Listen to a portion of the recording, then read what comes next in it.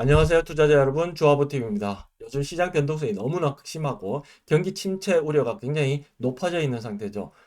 지금 월가에 굉장히 저명한 그런 전문가들도 지금 계속 경기 침체에 대해서 경고를 나서고 있습니다. 과연 지난주에 극심한 변동성 하에서 바닥을 찍고 반등을 줬는데 정말 다행스럽죠. 근데 여기서 이것이 정말 바닥일까라는 궁금증이 생겨요. 오늘은 이 주제를 가지고 한번 같이 고민해 보는 시간을 갖도록 하겠습니다. 자, 먼저 지난주 수요일이죠. 제가 게시판에 지난주에 10% 상승 전에 이 분석 내용을 잠깐 올려놓고 좀 참고하시자 이렇게 올린 내용인데요. 오늘 잠깐 이 내용들을 짚어보고 본 내용으로 넘어가 보도록 하겠습니다. 현재 관세 이슈에서 트럼프 행정부의 목표가 있겠죠. 왜 이렇게 하는지 그 목적은 한 세 가지 정도로 유추할 수 있습니다. 자, 그 첫 번째는 뭐가 있냐면 미 정부 부채 비율이 GDP 대비해서 125%나 되는 굉장히 부채 비율이 높아요. 빚을 지고 있으니까 이자를 내야 되겠죠. 그 이자는 어디에서 나오냐면 이제 미국 국채의 10년물 금리에 따라서 국채 이자를 지불해야 되는 그런 부담이 있어요. 빚을 줄이려고 하면 이자도 줄여야 되지만은 또 지출도 좀 줄여야 되겠죠. 그래서 지금 일론 머스크를 중심으로 해서 도지에서는 자, 미국 정부의 구조조정을 지금 진행하고 있습니다. 그리고 바깥으로는 트럼프가 관세를 통해서 좀 수입도 늘리고 세수를 늘리고 그리고 국채금리도 낮춰서 이자도 좀 적게 내고 그렇게 해서 지금 미 정부 분채를 해결하려고 하는데 여기서부터 지금 계속 어떤 노이즈가 발생하고 있죠. 자, 두 번째 숙제는 뭐냐면 물가 하락입니다. 자, 미 연준이 2022년 금리를 급하게 올리면서 물가 상승률은 좀 잡았지만 자, 잡은 것은 물가 상승률입니다. 여전히 물가는 올라가고 있고 상승률만 조금씩 그래서 바로 지난주에 CPI 같은 경우에는 마이너스로 조금 더 물가 상승률이 떨어지는 모습을 보여주는 아주 다행스러운 모습을 보였죠. 하지만 물가는 이미 많이 올라 있는 상태에서 조금 이제 정점을 찍지 않나, 네, 그래 보이고 있습니다. 자, 그런데 물가가 하락하려고 하면은 쉽게는 안 되겠죠. 서서히 이렇게 떨어질 텐데 트럼프는 좀 성격이 급한지도 모르겠습니다. 경기 침체를 일으켜서 물가를 잡으려고 하는 모습이 의도가 좀 보이긴 하는데 그게 확인된 바는 없습니다만 굉장히 의심스러운 부분입니다. 그리고 세 번째는 금리 하락을 의도하고 있습니다. 트럼프는 바로 자기가 원하는 것을 이루기 위해서 이 모든 것을 굉장히 강하게 드라이브를 하고 있구나. 자, 그렇지만 이것들이 좋긴 합니다. 의도는 굉장히 좋아요. 미 정부의 부채를 해소하고 그래서 모기지 금리도 하락해서 국민들이 이제 이자 부담을 좀 줄일 수 있도록 하고 그리고 주식시장도 회복시킬 수 있는 근간이 되는 그런 삼박자를 굉장히 잘 맞춰서 결국은 자기가 본인의 성과로서 자랑을 하려고 하는 겁니다. 시장에서 도는 얘기는 내년 7월 4일 독립기념일에 마가 승리 선언을 통해서 자기 중간 선거의 승리를 목표로 하고 있다는 이 트럼프의 여우 같은 전략입니다만 결국 성공 여부는 그들의 몫이고 우리는 주식 투자자로서 시장이 어떻게 흘러가는지를 봐야 됩니다. 2022년 금리를 물가 상승, 인플레이션 때문에 금리를 올렸는데 물가가 그때 바로 떨어지진 않았죠. 그렇지만 시장은 그해 10월 달에 바닥을 찍고 23년, 24년 2년 동안 강한 상승을 보였습니다. 그리고 또 그 앞전으로 가면은 코로나 팬데믹이 있었죠. 그때 2020년 3월 달에 아무런 해결은 된 게 없어요. 더 심해지면 심해졌지. 코로나 팬데믹이 해결된 부분은 없었습니다. 그렇지만 금리 정책과 그리고 QE 그리고 그런 다양한 방법을 통해서 경기 침체를 방어하는 전략들을 그리고 정책들을 쏟아내면서 시장을 살렸습니다. 그래서 팬데믹 때는 코로나가 해결되지도 않았지만은 시장은 먼저 반응해서 굉장히 강한 상승을 보였죠. 그 이전에도 마찬가지였습니다. 그래서 문제가 생겼을 때, 이슈가 생겼을 때, 그 이슈가 해결되기 전에 이 금융시장은 먼저 발빠르게 바닥을 찍고 올라가는 그런 속성을 보이는 특징이 있습니다. 그래서 지금 주식 투자자 입장에서 자, 관세 이슈가 해결된 바는 아무도 없고 90일간 그냥 시간만 좀 벌어놓고 그 사이에 여러 가지 물밑작업과 협상을 통해서 트럼프 행정부가 원하는 바를 좀 얻어내고자 하는 시장은 굉장히 긍정적인 반응을 보였지만 그 다음날 다시 큰 하락을 보이고 다시 어제 금요일은 좀 반등을 하면서 마무리 졌습니다. 자, 그러면 우리 주식 투자자 관점에서 지금부터 어떻게 할까? 굉장히 불안하죠. 매수하기에도 어중간하고 문제점이 해결된 게 바가 없으니까요. 그리고 매도하기에는 이미 많이 늦은 것 같고. 그래서 여기에서 제가 드리는 관점은 일단 우리는 매수 관점에서 접근을 하자. 손절매는 이미 늦었고요. 인버스 ETF라든지 이런 거 해지하는 것도 지금 현재로서는 좀 많이 늦은 감이 있습니다. 그렇다면 남은 거는 지금 저가 매수를 통해서 물론 장기적인 관점에서 매수로 접근한다라는 이 관점에서 저는 얘기를 한번 해드리고자 합니다. 근거를 세 가지 말씀드리겠는데요. 자, 첫 번째 근거는 공포심리입니다. 자, 지금 현재 경기 침체 우려에 대해서 경고를 하고 있지만 아직 경기 침체가 오지는 않았어요. 네, 그렇다면은 이 높아진 가능성으로 공포 심리가 시장을 굉장히 하락을 부추기고 있는 그런 모습입니다. 자, 여기서 지금 우리가 착안해야 될 건 뭐냐면은 워렌 버핏의 말씀을 좀 떠올릴 필요가 있습니다. 워렌 버핏이 뭐라고 말씀을 하셨냐면 2004년도에 주주사안에서 모두가 탐욕스러울 때 두려워하고 모두가 두려워할 때 탐욕스러워라라는 그 말씀을 했었던 적이 있어요. 자, 피터 린치도 이런 말을 했어요. 이제 경제를 해석하는데 그리고 예측하는데 14분을 투자한다면 그 중에서 12분은 그냥 낭비한 셈이다. 즉 경기에 대해서는 예측하기가 거의 불가능에 가깝다라는 얘기를 하고 있습니다. 자, 이렇게 전설적인 투자자들이 이렇게 얘기를 한 데는 다 그만한 이유가 있겠죠. 즉 경기는 예측할 수도 없고 예측한다고 해서 다 맞지도 않고 그리고 남들이 다 공포스러워 할 때는 주가가 이미 많이 빠져 있는 상태겠죠. 그렇기 때문에 그때는 그 공포를 사야 된다라는 얘기를 이 워렌 버핏 ông 께서는 얘기를 하고 계신 거죠. 자, 그럼 여기서 하나 짚고 넘어가야 될 거는 그러면 공포를 사야 되는데 그 공포를 무엇을 살 거냐라고 했을 때는 투자 조건은 첫 번째, 실적이 뒷받침되어야 됩니다. 그리고 두 번째, 성장성이 확장되고 있는 그런 기업을 매수를 해야 되겠죠. 그리고 침체 전에 강했던 종목, 물론 단기적으로 아직 변동성은 여전히 남아 있을 겁니다. 그렇기 때문에 장기적 관점으로 접근을 해야 되고, 그리고 지금 그 중에서는 직전에는 AI 산업혁명이 아직 끝나지는 않았어요. 그렇기 때문에 막 달려오다가 잠시 장애물을 만나서 좀 쉬어가는 그 AI 산업혁명의 선두에 서고 있는 그런 기업들을 여전히 관심 두고 봐야 되는 종목이라고 저는 생각합니다. 그래서 첫 번째 AI 하드웨어는 엔비디아와 브로드컴. 지난주에도 굉장히 강하게 올라갔던 그런 업종 중에서도 반도체가 굉장히 강했죠. 두 번째는 AI 소프트웨어. 거기에 선두에 있는 기업은 팔란티어였죠. 그리고 피지컬 AI는 아직까지는 약간 시기상조지만은 곧 다음 스텝으로 넘어갈 부분은 자, 피지컬 AI 쪽입니다. 피지컬 AI는 로보틱스 그리고 자율주행이 대표적이죠. 선두 기업이 어디냐?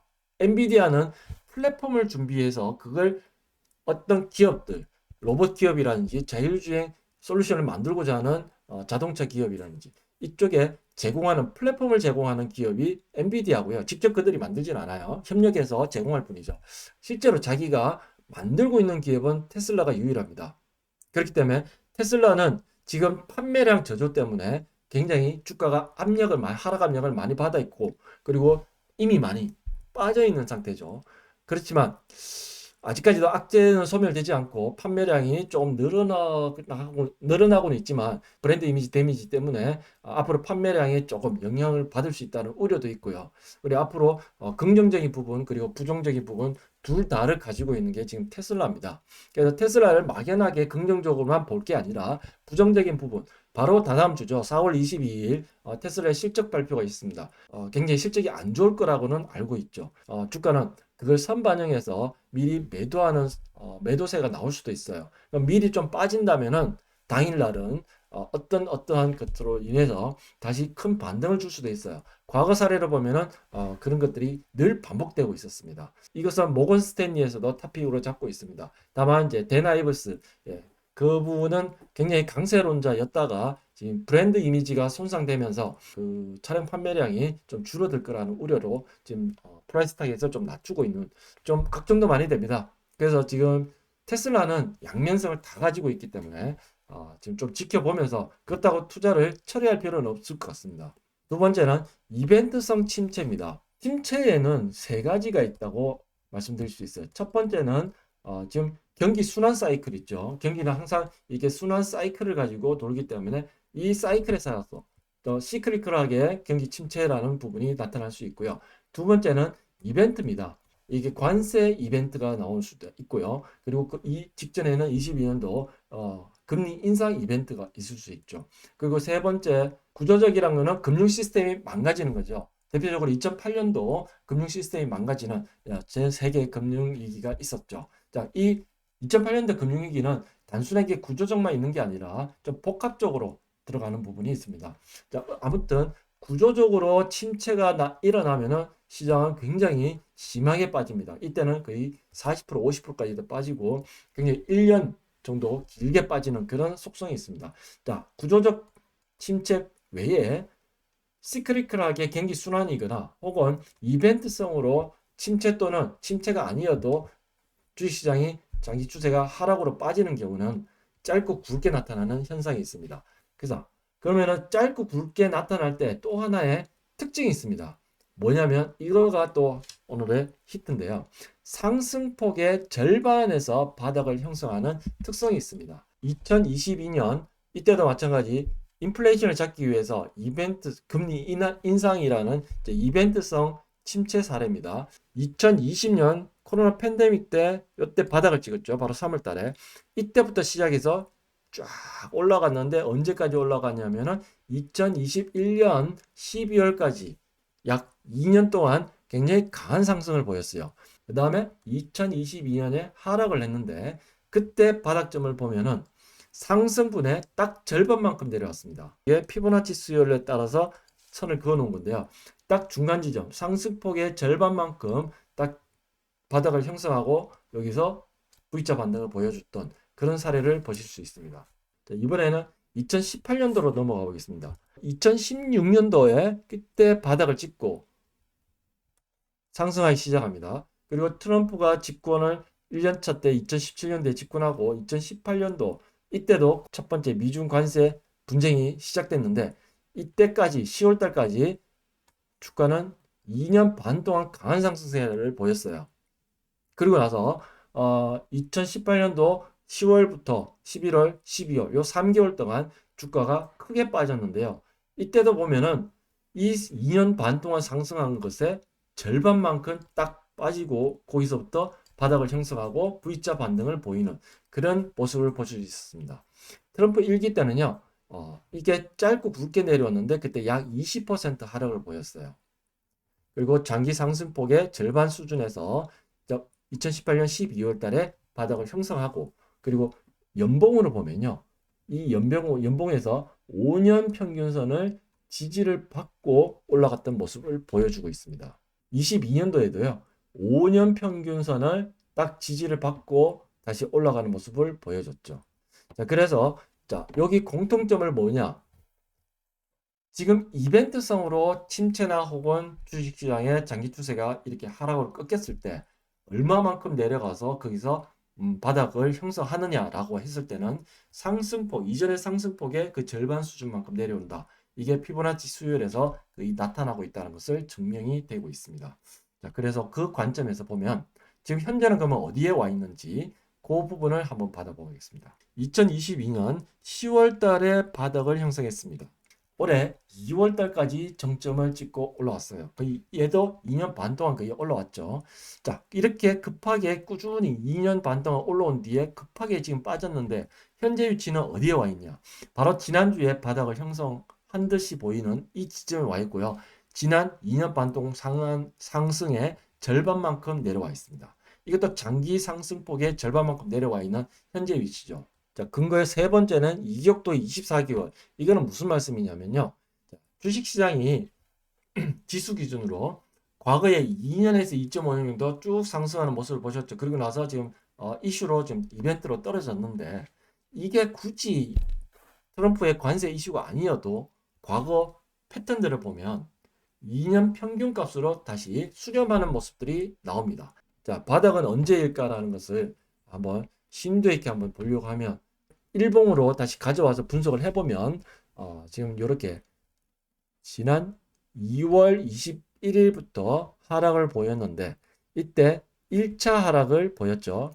그래서 3월달까지 1차 하락을 보였는데 이때 마이너스 10% 내려왔어요. 그 반등은 하락폭의 38%만큼 반등을 줬어요. 피보나치 수율에 딱 적합하게 맞아떨어졌습니다. 다시 재차 하락을 하는데 이 재차 하락할 때 직전 저점을 붕괴돼 버렸습니다. 직전 저점을 붕괴하면서 2차 하락으로 내려갔어요. 이 반등하면서 2차 반등을 하고 마무리를 졌는데 이것도 공교롭게도 하락폭에 여기서부터 하락폭에 딱 절반만큼 올려놓고 끝났어요. 어제. 자, 그러면 이대로 다시 V자로 올라갈 거냐? 이게 정말 고민거리인데 요거를 한번 과거 사례를 통해서 한번 검증을 한번 해볼게요. 지금부터 자세히 보십시오. 자, 2022년으로 넘어가 보겠습니다. 이때 일봉입니다. 자, 요렇게 주봉으로 길게 봤을 때는 앞서 설명드렸죠. 자, 1년 동안 10개월 동안 이렇게 내려서 여기서 10월 달에 2022년 10월 달에 바닥을 찍었던 이 모습 보여드렸는데 요거를 일봉으로 가져와서 좀 더 크게 보겠습니다. 자, 열어서 보면 1차 하락이 이렇게 쭉 진행됐어요. 그때 마이너스 9.3%가 하락했습니다. 그리고 나서 바닥을 찍고 다시 올 반등을 줬는데 이때 1차 반등에 하락폭의 50%를 반등을 줬어요. 자, 그리고 나서 다시 2차 하락을 이어갔습니다. 이때도 마찬가지 직전 저점을 깨고 2차 하락은 좀 더 강하게 마이너스 12.5%를 하락을 보여줬어요. 이렇게 내려온 뒤에 자, 다시 반등을 주고 이때는 2차 반등은 하락폭의 38%, 피보나치 수율과 또 딱 맞아 떨어졌습니다. 그리고 나서 다시 3차 하락을 이어갔어요. 그때는 또 짧고 굵게 5.6%의 하락을 보여주면서 바닥점에 근접했어요. 5일선에서 W자를 5W 신호를 보이면서 즉 더블 바닥을 형성했죠. 형성하고 나서 바로 이제 V자 반등을 보여주는 모습을 보여줬습니다. 자, 그러면 또 하나 더 볼게요. 아까 유사한 사례가 2018년도에 트럼프 행정 1기 때 침체가 있었죠.